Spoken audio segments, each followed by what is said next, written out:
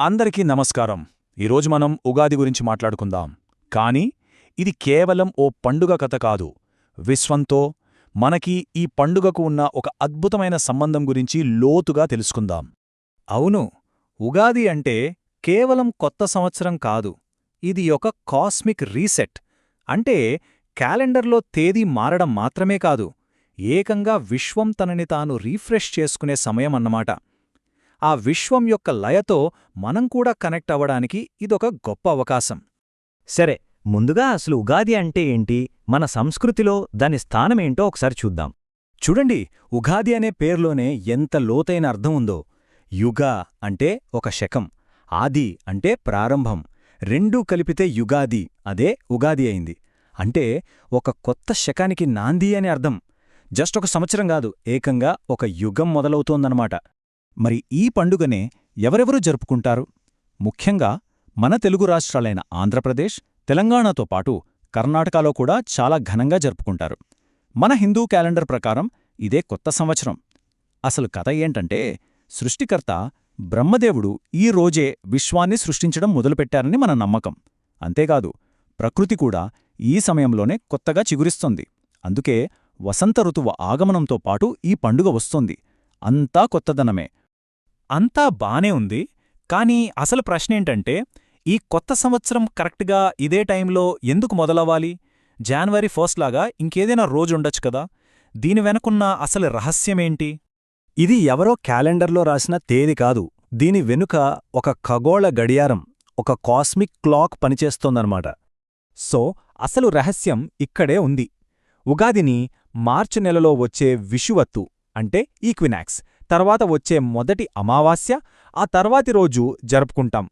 అంటే ఈ పండుగ టైమింగ్కి ఆధారం ఒక పెద్ద ఆస్ట్రనామికల్ ఈవెంట్, అదే ఈక్వినాక్స్. సరే, ఈక్వినాక్స్ అంటున్నాం కదా, మరి పండుగ వెనుక ఉన్న ఆ సైన్స్ ఏంటి, ఆ కాస్మిక్ ఇంజిన్ ఎలా పనిచేస్తోందో ఇప్పుడు చూద్దాం రండి. ఈక్వినాక్స్ ఈ పేరు లాటిన్ నుంచొచ్చింది.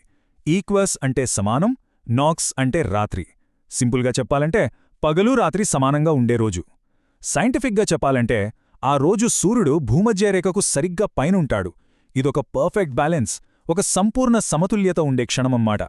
అసలీ పగలు రాత్రి ఎందుకు మారుతుంటాయి? మన భూమికి 23.5 డిగ్రీల యాంగిల్లో వంగి ఉంటుంది కదా, ఆ వంపు వల్లే మనకి ఋతువులొస్తాయి. అయితే ఈ ఈక్వినాక్స్ రోజున ఆ వంపు సూర్యుడికి సంబంధించి న్యూట్రల్గా ఉంటుంది. అంటే ఒక బొంగరం తిరుగుతూ తిరుగుతూ ఒక్క క్షణంపాటు స్ట్రేట్గా నిలబడినట్టు అలా భూమి ఒక పర్ఫెక్ట్ బ్యాలెన్స్లోకి వస్తుంది. సో ఆ రోజు ఏం జరుగుతుంది? 1. పగలు రాత్రి సుమారుగా 12 గంటల చొప్పున ఉంటాయి. 2. సూర్యుడు సరిగ్గా తూర్పున ఉదయించి కరెక్టుగా పడమర అస్తమిస్తాడు. 3. సూర్యకిరణాలు భూమిమీద ఉత్తర దక్షిణ అర్ధగోళాలు రెండింటిమీద సమానంగా పడతాయి. అంటే మొత్తం గ్రహం ఒకేసారి ఒక గొప్ప సమతుల్యతను సాధిస్తుంది. ఓకే, ఆకాశంలో ఏదో బ్యాలెన్స్ జరిగింది. సరే, దానివల్ల భూమికేంటి లాభం? అంతకన్నా ముఖ్యంగా మనకు, మన శరీరానికి, మన ఎనర్జీకి ఏంటి సంబంధం? భూమి రీఛార్జ్ అవ్వడం అంటే ఏంటో ఇప్పుడు చూద్దాం. మన ప్రాచీన యోగ శాస్త్రవేత్తలు ఏం చెప్పారంటే, ఈ రోజు నుంచి అంటే ఉగాది నుంచి రాబోయే 21 రోజుల పాటు సూర్యుడి శక్తి ఉత్తరార్ధగోళం మీద చాలా బలంగా పనిచేస్తుందట. కేవలం చెట్లు పుట్టలమీదే కాదు, మన శరీరం, మన చైతన్యం మీద కూడా దీని ప్రభావం చాలా ఎక్కువగా ఉంటుంది. సింపుల్గా చెప్పాలంటే భూమి తన బ్యాటరీలను ఫుల్గా ఛార్జ్ చేసుకునే టైమిది. సో ఆ ప్రాసెస్ ఎలా జరుగుతుందో చూడండి. ఫస్టు సూర్యుడు భూమధ్యరేఖను దాటి ఉత్తరం వైపు తన ప్రయాణం మొదలుపెడతాడు. దానివల్ల మన ఉత్తరార్ధగోళం సంవత్సరంలోనే అత్యంత పవర్ఫుల్ సోలార్ ఎనర్జీని అందుకుంటుంది.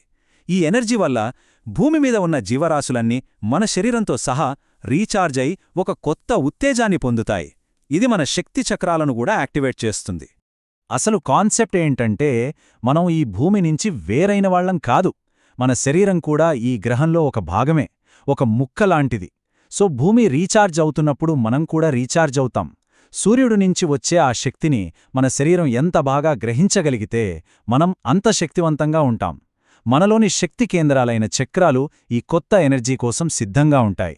సరే, ఇప్పటిదాకా సైన్స్, స్పిరిచువాలిటీ అన్నీ చూశాం. ఇప్పుడు వీటన్నిటినీ కలిపి చూస్తే అసలు ఉగాది అంటే ఏంటి? విశ్వంతో మనల్ని మనం ఎలా అనుసంధానం చేసుకోవాలి? మనకి సంవత్సరానికి 2 ఈక్వినాక్సులొస్తాయి. ఒకటి వసంత ఋతువులో వచ్చేది, అదే మన ఉగాది. రెండోది శరత్కాలంలో వస్తుంది. రెండిటికీ తేడా చూడండి. ఉగాది సమయంలో సూర్యుడు ఉత్తరం వైపు ప్రయాణిస్తాడు. ఇది పునర్జన్మకు, కొత్త ఆశలకు, ఎదుగుదలకు సంకేతం. దీన్నే దేవయానం అంటే దేవతల మార్గం అంటారు. అదే శరత్కాలంలో వచ్చే ఈక్వినాక్స్ అప్పుడు సూర్యుడు దక్షిణం వైపు వెళ్తాడు. ఇది ఒక సైకిల్ పూర్తవ్వడానికి, కృతజ్ఞతకు, ఆత్మపరిశీలనకు సమయం. దీన్నే పితృయానం అంటారు. అప్పుడు మనం నవరాత్రి, దసరా జరుపుకుంటాం. చూశారా ఎంత పర్ఫెక్ట్ బ్యాలెన్స్ ఉందో? కాబట్టి ఉగాది అంటే కేవలం ఈక్వినాక్స్ రోజున వచ్చే పండుగ కాదు. అదే ఈక్వినాక్స్కి మనం చేసుకునే వేడుక. మానవ జీవితాన్ని ఈ విశ్వం యొక్క లయతో సింక్ చేయడానికి మన పూర్వీకులు ఏర్పాటు చేసిన ఒక అద్భుతమైన మెకానిజం ఇది. భూమికి, ఆకాశానికి మధ్య జరిగే ఒక సంభాషణ. భూమి తనని తాను పునరుద్ధరించుకుంటున్నప్పుడు మనల్ని మనం కూడా పునరుద్ధరించుకోవడానికి ఇదొక గొప్ప అవకాశం. సో, చివరిగా ఒక ప్రశ్న. ఈ రోజు భూమి తన సమతుల్యతను తాను కనుక్కుంటున్నప్పుడు మరి మనం మన జీవితాల్లో మన సమతుల్యతను ఎలా కనుక్కోగలం? ఆలోచించండి.